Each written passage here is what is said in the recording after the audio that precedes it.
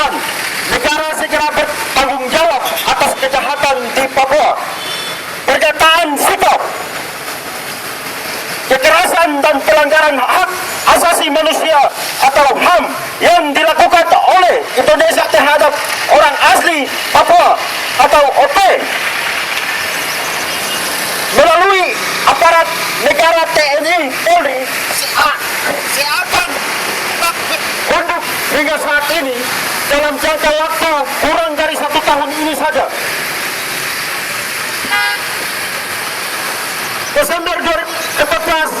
September 2015 tercatat lebih dari 10 kasus pelanggaran HAM yang dilakukan oleh aparat TNI Polri di seluruh tanah Papua yang mengakibatkan 21 nyawa ORP melayang dan puluhan lainnya mengalami luka tembak dan harus dirawat di rumah sakit secara intensif.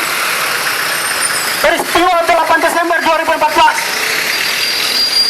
tentu masih sangat hangat diingatkan rakyat Papua, di mana ketika rakyat Papua yang mayoritas beragama Nasrani yang sedang mempersiapkan diri untuk merayakan Natal dengan sukacita, namun hal itu berubah menjadi duka bagi rakyat Papua akibat kekejaman militer Indonesia atau TNI Polri dipercayai yang melakukan penembakan secara membabi buta terhadap rakyat sipil yang mengakibatkan 8 orang tertembak dan 5 orang diantaranya meninggal di tempat akibat terkena timah panas milik TNI Polri. Yang sangat disesalkan adalah keempat korban dari 5 orang yang meninggal tersebut adalah SMA yang ditembak mati saat masih mengenakan seragam sekolah. Meskipun peristiwa ini mendapatkan kecaman dari berbagai pemerintah HAM di Indonesia dan di internasional dan juga meskipun telah dibentuk ad hoc untuk mengawal proses penyelesaian hukum ini, namun sayangnya hingga di penghujung tahun 2015 ini proses hukum bagi para pelaku penembakan terhadap rakyat sipil di Kabupaten Paniai belum juga menunjukkan titik terang. Belum jelas proses hukum bagi para pelaku kekerasan di Kabupaten Paniai. Penembakan secara membabi buta kembali dilakukan oleh militer Indonesia terhadap rakyat sipil di Kabupaten Mimika, Papua pada tanggal 28 Agustus 2015, di mana ketika rakyat Papua dari suku Amungme saat mengadakan syukuran di salah satu gereja, kemudian datang 2 orang anggota TNI dalam keadaan mabuk dengan mengendarai motor.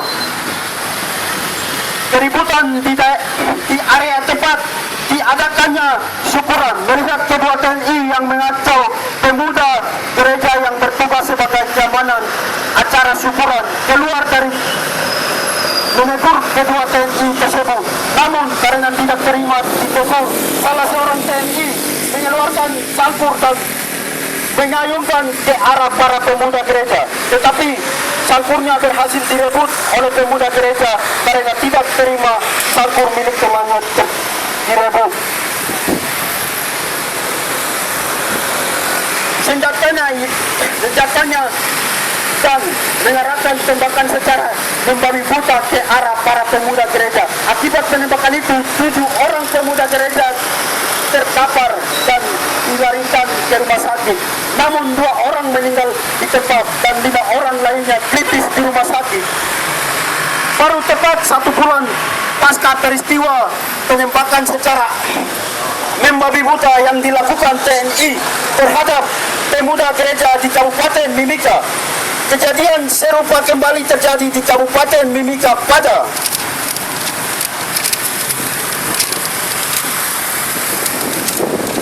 tanggal 28 September 2015, di mana tanpa alasan dan sebab yang jelas sejumlah anggota kepolisian Indonesia Resort Timika kembali melakukan penembakan terhadap 2 orang pelajar SMA yang mengakibatkan salah seorang pelajar atas nama Caleb Bagau 17 tahun meninggal tepat. Sedangkan salah seorang temannya Fernando Sabarovic 17 tahun sedang dalam kondisi kritis